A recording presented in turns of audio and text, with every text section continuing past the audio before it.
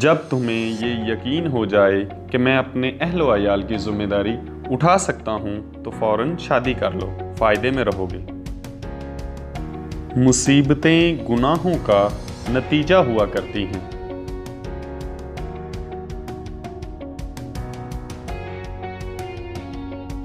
لوگوں کے سامنے اونچی آواز میں ہنسا مت کر اور نہ ہی لوگوں کے سامنے مسکرایا کر، اس سے تیرے رعب میں کمی ہوگی۔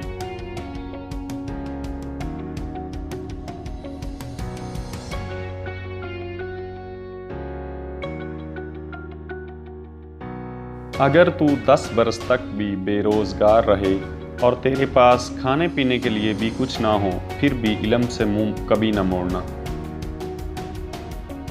3 چیزوں کو ہمیشہ چھپا کر رکھنا چاہیے: عورت، دولت، نمبر 3 جائیداد۔